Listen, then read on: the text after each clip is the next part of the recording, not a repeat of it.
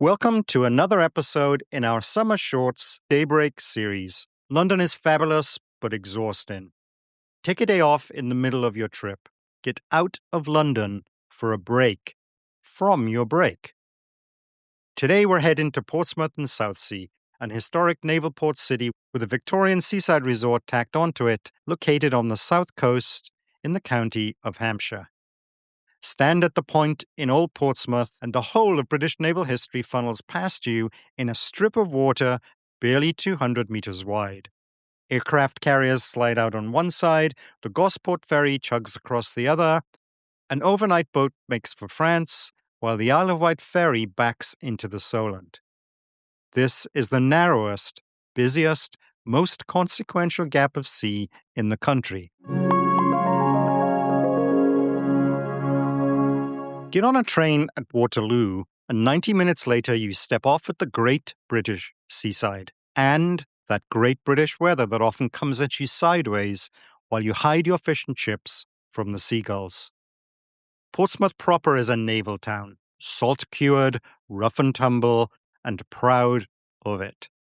Walk 20 minutes east and it becomes Southsea, a Victorian seaside resort of stucco villas, theatres, and the only hovercraft service in the United Kingdom. Two worlds that have rubbed elbows and occasional fists for centuries. We'll follow the history. Naval Portsmouth first, a pub lunch where the old town meets the water, and Southsea all afternoon.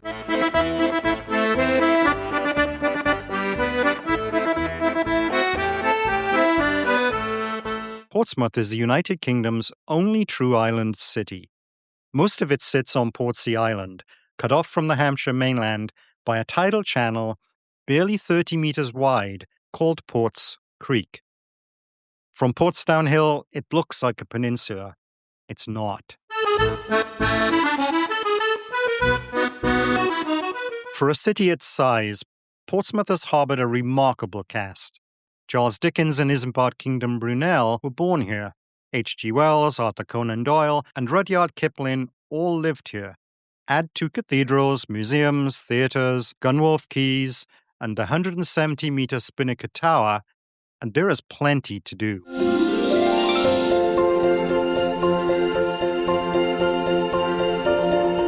The fastest direct train is from London Waterloo to Portsmouth Harbour. Ignore Portsmouth and Southsea station and stay on the train until the end of the line. This is your stop for the Historic Dockyard, Gunwharf Quays, and the waterfront. First, there was a fort. At the top of the harbour sits Porchester Castle, the best preserved Roman fort in northern Europe. The only one whose entire defensive circuit still stands, roughly as the Romans left it. 16 of its 20 towers survive, and the Normans later dropped a 100-foot keep inside the Roman walls. It is Grade 1 listed and a scheduled monument. Old Portsmouth grew up in the southwestern corner of the island, receiving its first royal charter from Richard the Lionheart in 1194. Henry VII ordered the world's first dry dock here in 1495. Around the dockyard grew Portsea, then Landport, then Southsea, before Victorian expansion stitched everything together.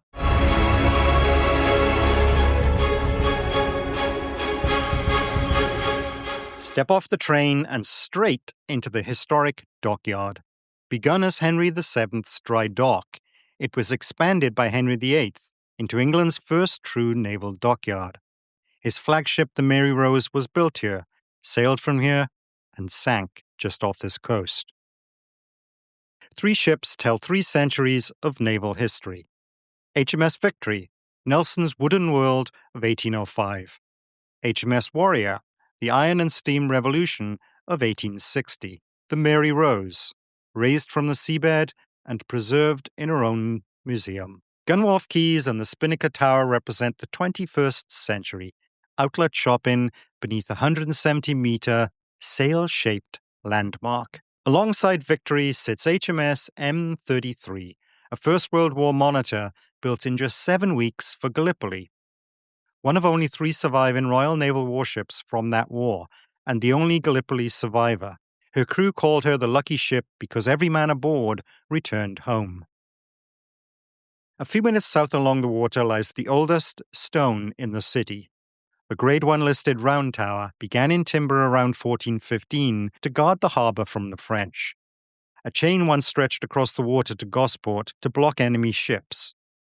Rebuilt in stone in the 1490s, it stands beside the Grade 1 listed square tower of 1494. Variously a governor's house, gunpowder store, and naval food depot. The hot walls form part of the Grade 1 listed and scheduled monument, Point Battery and Barracks, at the western end of Old Portsmouth. This knot of lanes was once Spice Island, the sailors' quarter of grog shops, brothels, and press gangs. It cleaned up long ago, but the Grade 2 listed Green King Spice Island Inn still carries the name. Walk up High Street to Portsmouth Cathedral, the Cathedral of the Sea. Now Grade 1 listed, it was founded around 1180 by the Norman lord Jean de Gisors, who effectively founded Portsmouth. It served as a parish church before becoming a cathedral in the 1920s. The change in stone at the rear marks an extension interrupted by the Second World War and not completed until 1990 to 1991. Tucked into Bath Square at the harbour mouth is the Still and West, a Grade 2 listed Fuller's pub dating from 1700. Get a table upstairs and the windows wrap around you like a ship's bridge. Gosport and the Spinnaker one way, the open Solent the other. Warships passing so close, you instinctively duck. Real ales, a winter fire, and some of the best fish and chips in Portsmouth.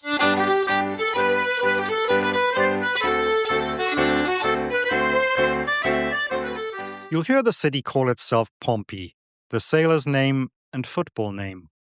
Portsmouth FC have played at Fratton Park since 1898.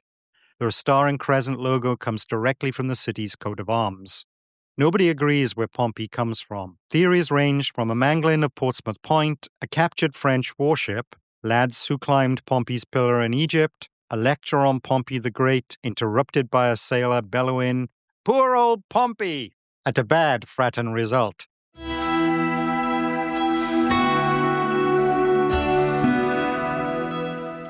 Leaving the old town, down by the sea wall is the Grade 2 listed Royal Garrison Church, begun around 1212 as the Domus Dei, a hospital and hostel for pilgrims and the poor. In 1662, Charles II married Catherine of Braganza in the adjoining building. In 1941, the Luftwaffe bombed the nave. The chancel survived. The nave was left open to the sky. Follow the seawall east and Old Portsmouth gives way to the seafront. First up, Clarence Pier. Unlike most piers, it runs along the beach rather than out to sea. The Victorian original opened in 1861, was bombed in 1941, and replaced in 1961 by the amusement pier we see today.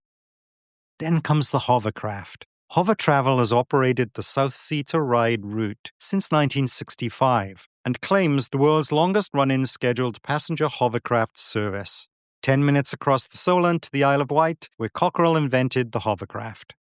Then Southsea Common opens up, a green apron between houses and sea.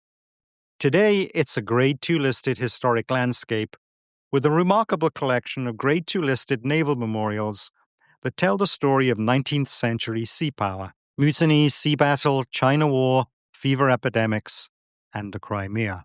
The monuments honor ships, sailors, and naval brigades lost in battle in distant parts of the empire. The common itself was enclosed in the 1780s to preserve a clear field of fire for the Southsea Castle. Clarence Pier, Clarence Parade, and Clarence Esplanade are all named for Lord Frederick Fitzclarence, the illegitimate son of King William IV and Portsmouth's lieutenant governor who championed the creation of the Esplanade.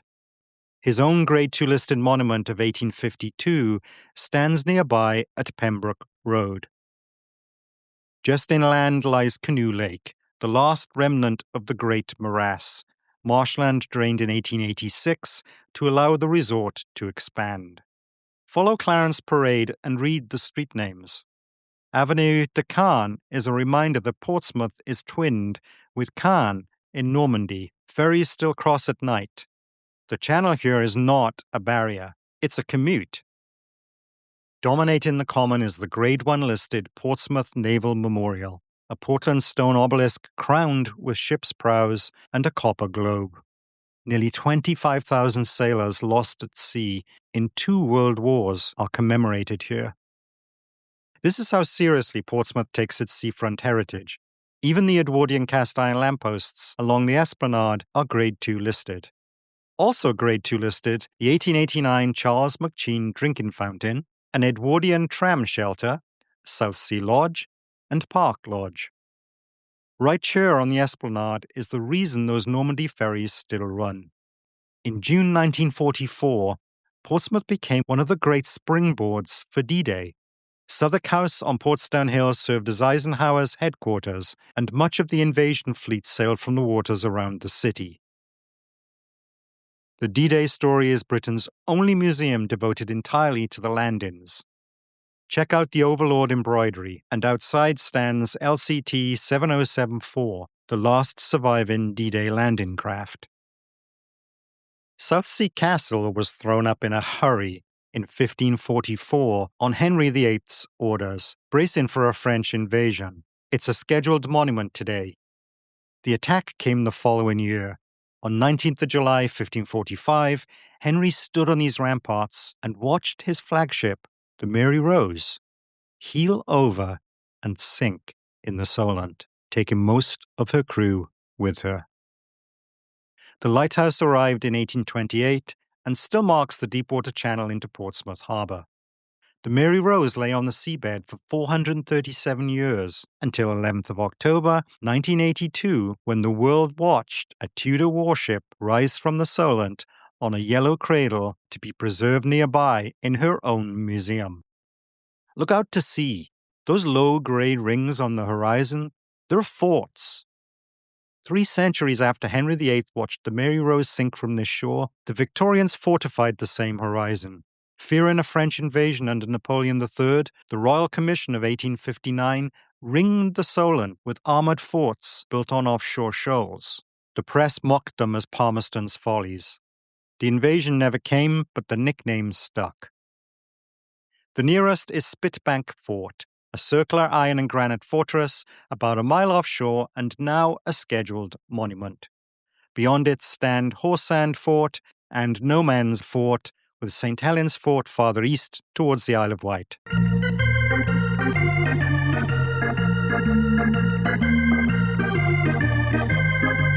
A little farther on is South Parade Pier, the classic Victorian seaside pier, all ironwork and amusements, and Grade 2 listed. The first pier opened in 1879 as a steamer jetty for the Isle of Wight. It burned down, was rebuilt in 1908 by G.E. Smith, then caught fire again in 1974 while Ken Russell filmed his movie Tommy. After decades of decline, it was restored and reopened in 2017. This is Seaside Resort Southsea. Promenade, beach huts, rock gardens, and that delightfully daft seaside obsession of the Brits, the model village at Lumps Fort. Southsea, genteel, slightly faded, and completely charming, the opposite of the dockyard we saw this morning.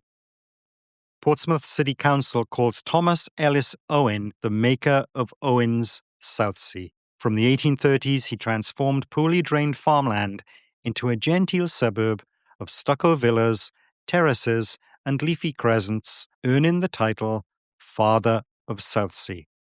His landmark Grade 2 listed St. Jude's Church of 1851 anchors the conservation area that bears his name. Walk Kent Road, Queen's Crescent, and the Vale, and you'll walk in his drawing board.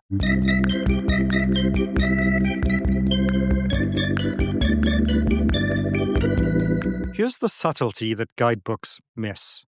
There are 2 kinds of Victorian street on this island. Owen's Southsea is the genteel version. Bay windows, porticos, and room to breathe. North and east lies the other Portsmouth, mile upon mile of terraces built for dockyard workers. When I lived here, those streets were so alike that the only way to find my way home from the pub at night was to work out where the sea was, then walk the other way. The villas and the workers' grid are the two halves of the same city written in brick. On one small island, there were once two separate department store centres. Southsea shopped on Palmerston Road, where Knight and Lee became part of John Lewis in 1934, and its 1950s replacement is now Grade 2 listed.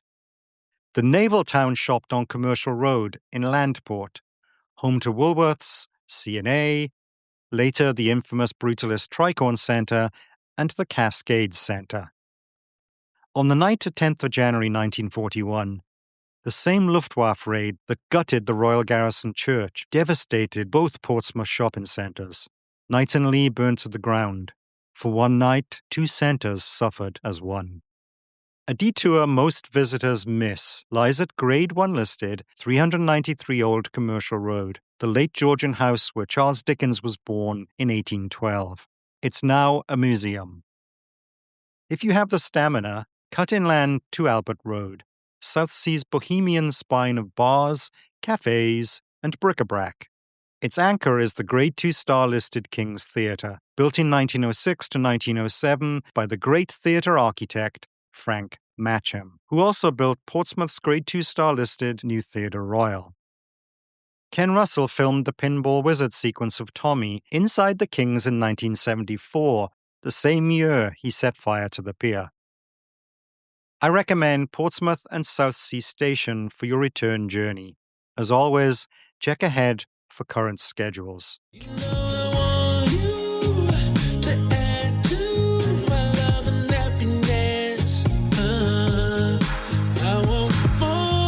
If you live, work, or travel in London, or if you own, manage, or work in a London pub, if you work as a London tour guide or at a London attraction, and you'd like to be a guest contributor to our main podcast, Publicity Your London Travel Toolkit, email me expatandy@publicitythepodcast.com.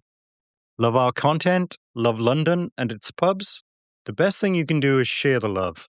Literally, share this episode with your network. Your share is the butterfly ripple effect across the globe for a small business in London. I'd like to live down by the sea. The edge of the ocean is where I want to be. This city life slowly breaks me down. Soon I won't be me. I like to live down by the sea. Hear waves of gentle thunder, wild and free. Blue shining water just